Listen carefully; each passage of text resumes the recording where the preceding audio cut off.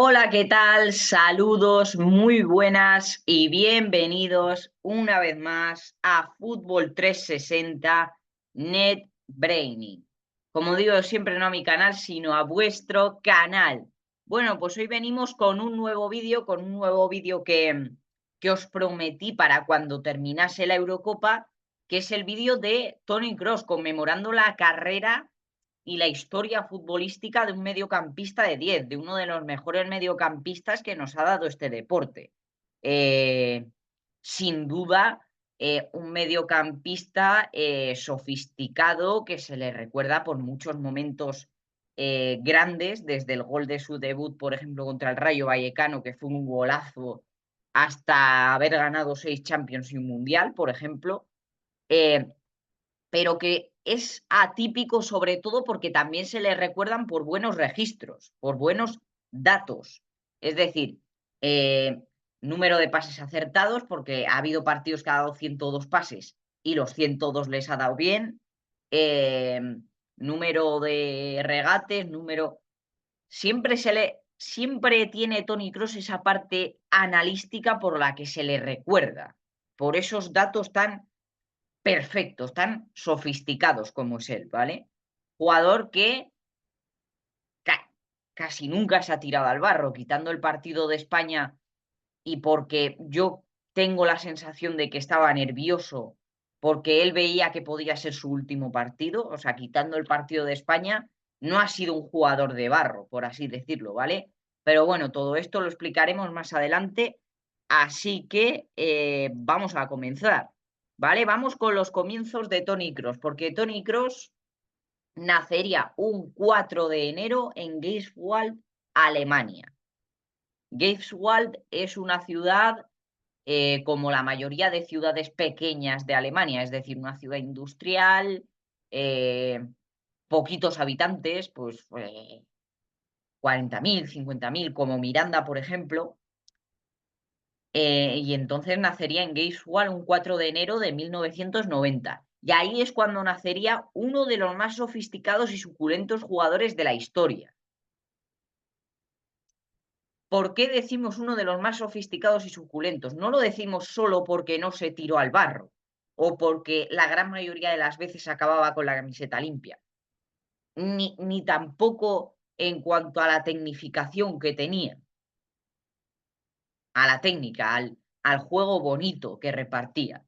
Lo decimos también por su visión táctica, por su IQ dentro del campo, ¿vale? Porque hay que reconocer que para un entrenador es un absoluto lujo tener a un jugador con tanto talento y aparte de tener tantísimo talento, que sepa de táctica. Es decir, tener un jugador que es de los más talentosos del mundo, que tiene IQ y que tiene visión periférica, por así decirlo, visión táctica. Entonces nada puede fallar. Talento, visión y más talento hacen pues un Toni Kroos, hacen uno de los mejores mediocampistas de la historia. Entonces, pues hay que reconocer que para un entrenador es un lujo tener a alguien como Toni Kroos, talentoso y con visión táctica.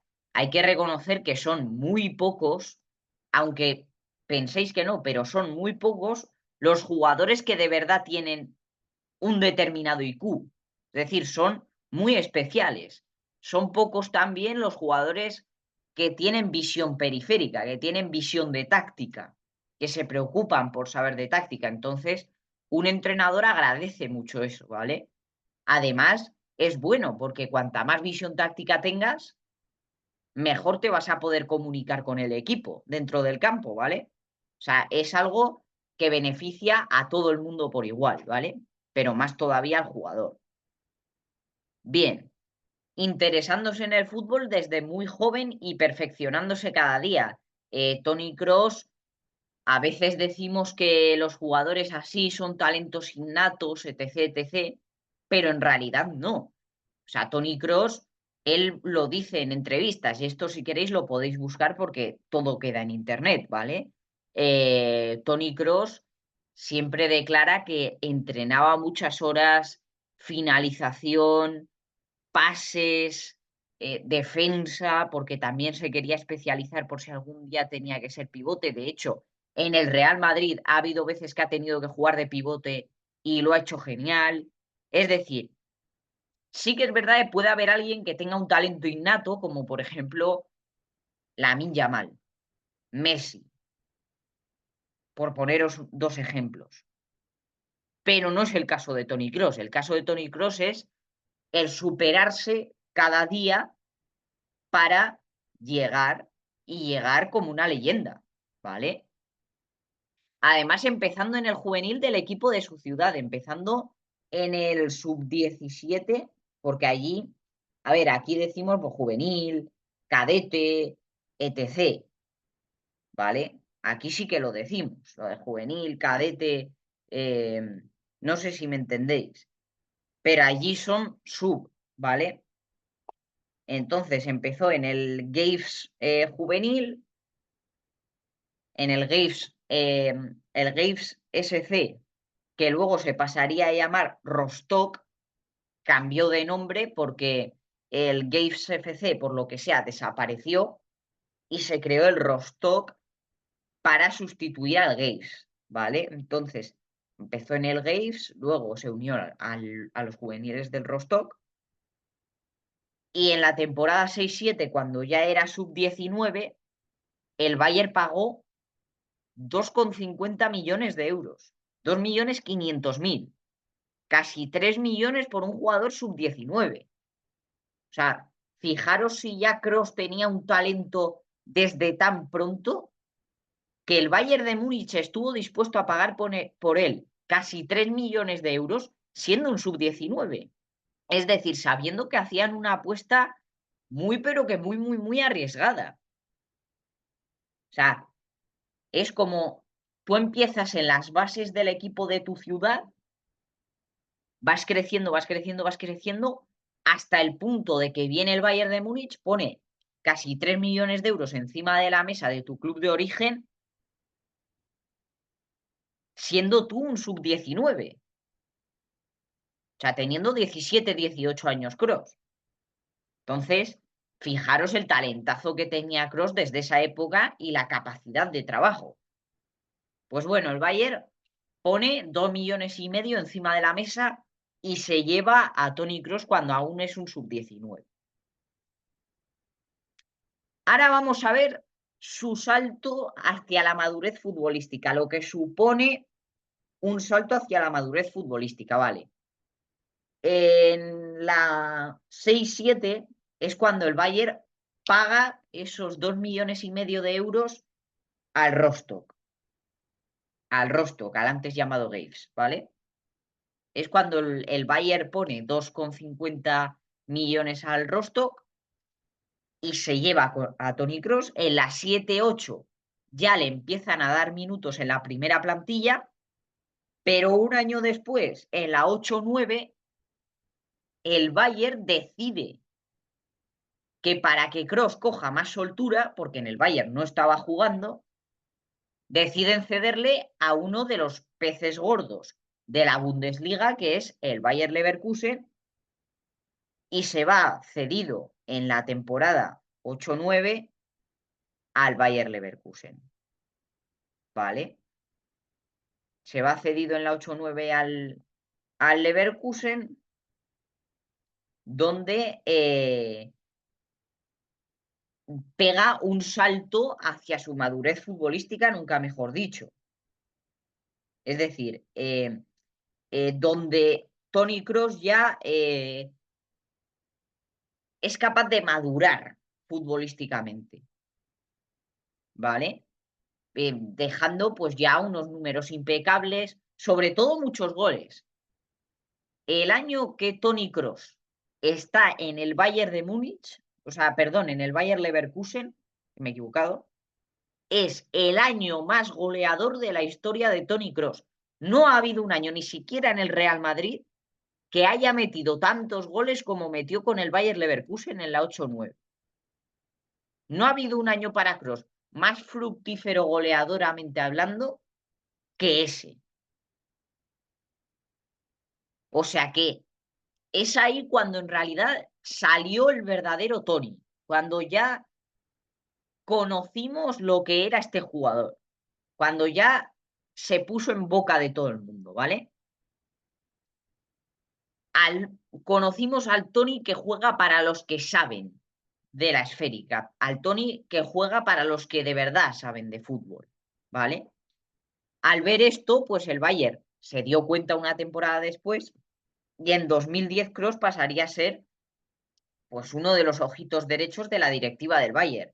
Pasaría a ser el jugador franquicia del Bayern de Múnich, lo que un día fue una apuesta muy arriesgada en sub-19, hoy se convierte en un jugador estratosférico, ¿vale?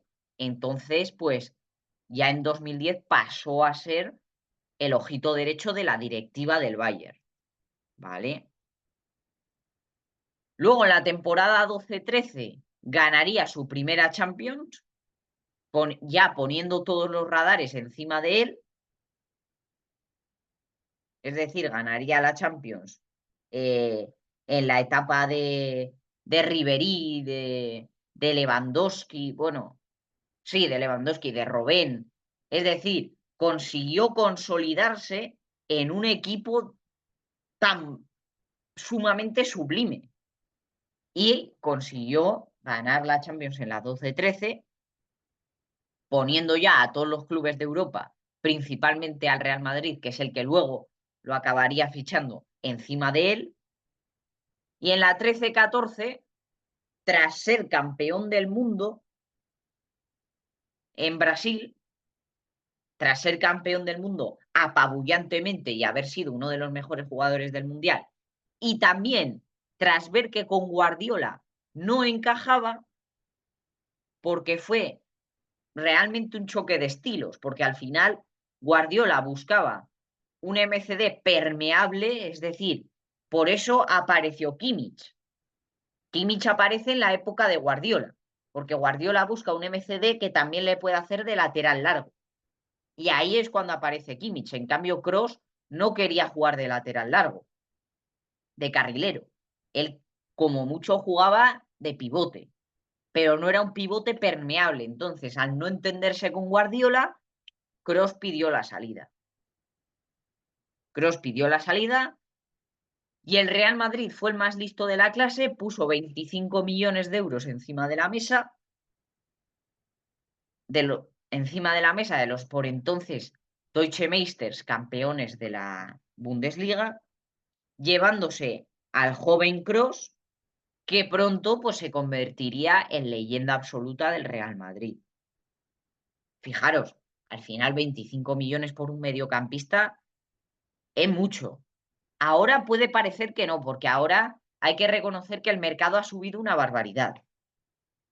Pero hace unos años, pocos, en la 13-14, por ejemplo, pagar tú 25 millones por un mediocampista era muchísimo. Es decir, era valorar mucho a esa joven promesa que iba a venir. Ahora, por ejemplo, pues se pagan 80 millones por Tchouaméni, 103 por Bellingham. Al final, lo que digo, se ha devaluado mucho el mercado. Se ha encarecido una barbaridad. Ahora, en la temporada 13-14 o en la 10-11, pagar 25 millones por un mediocampista era una barbaridad, ¿vale? Entonces, pues, fijaros si el Madrid vio potencial que estuvo dispuesto a poner 25 millones de aquellos para llevarse a Kroos, ¿vale? En una apuesta que ya cada vez iba siendo menos arriesgada. Ahora vamos con su desembarco en el club de su vida. Llegaba de ganar el Mundial en el mejor momento de su carrera, en el momento peak de su carrera, por así decirlo, con una temible selección alemana que le hacía aún más grande, que enaltecía su llegada, y ya en el primer año, aunque fue un año malo para el Real Madrid, porque no se consiguió el rendimiento esperado, pero aún así en el primer año ya se ganó a toda la afición del Real Madrid. Ya el primer año fue capaz de competir con los Modric, con etc, ¿vale? Siendo uno de los más grandes confidentes de Cristiano y de Chicharito. De hecho, dándole a Chicharito la asistencia de uno de los goles más icónicos de toda su carrera, del gol ante el Atlético de Madrid, que le daba al Madrid el pase a las semis de Champions, ¿vale? Entonces, pues, hizo muy buenas migas con Cristiano y Chicharito, con los dos delanteros, y ya se metió al todo el madridismo en el bolsillo, porque desde ese momento ya se vio que teníamos a una leyenda ante nuestros ojos, ¿vale? Para hacer cosas que quedarían para la historia. Como hemos dicho, mapas de pases perfectos. Por ejemplo, yo recuerdo un partido de Champions, creo que fue contra si no me falla la memoria, creo que fue ¿contra quién fue? Contra el Leipzig, que dio 102 pases y los 102 les dio bien. Es una barbaridad. O sea, dar 102 pases en un partido ya es mucho. Pero tener 102 pases de 102 exitosos, una efectividad del 100%, es una absoluta barbaridad. Y esa es una de las cosas por las que más se recuerda a Kroos. No nos olvidemos de ello. Por los títulos, por tal, por cual, pero también por cosas como estas. Goles exquisitos. Por ejemplo, yo os recomiendo que busquéis el primer gol que metió con el Real Madrid, que se le mete al Rayo Vallecano en el Bernabéu, que es una auténtica delicia, que es un gol muy parecido al de Shaqiri en esta Eurocopa, al de Escocia. Se perfiló y le pegó con una curva terrible. Os recomiendo de verdad que lo busquéis. Y sobre todo, pues teniendo humildad y una mentalidad ganadora. Kroos siempre ha querido más, pero empezando desde abajo siempre. No ha renegado nunca cuando se le ha relegado a otro rol durante ciertas etapas de la temporada porque había que reservarle. Es decir, es un ejemplo a seguir, ¿vale? Y quedándose en nuestros corazones, aparte de este palmarés increíble que ha conseguido, fijaros, 4 ligas de España, 6 Champions, igualando el récord de Paco Gento, 4 Supercopas de España, 5 Supercopas de Europa, 3 Bundesligas, 6 Mundiales de Clubes, un Mundial y 3 Pokales y 3 Copas de Alemania, 10 títulos en total en toda su carrera. Es decir, bueno, no, perdón, bastantes más de 10. Es decir, es la elegancia y la gallardía hechas fútbol, ¿vale? Teníamos al grande de grandes ante nosotros. Y es verdad, uno no valora lo que tiene hasta que lo pierde. Vamos a echar mucho de menos a Kroos. No solo los madridistas, sino todos los aficionados del fútbol. Le vamos a echar mucho de menos y de verdad, suerte en su nueva etapa, sea lo que sea que vaya a hacer. Y por mí, el vídeo está finiquitado. Como os digo siempre, espero que os haya gustado porque yo me lo he pasado como un enano. Muchísimas gracias por todo el apoyo que nos dais, que sin vosotros esto no sería posible. Sabed que os apreciamos muchísimo y adiós. Hasta la próxima.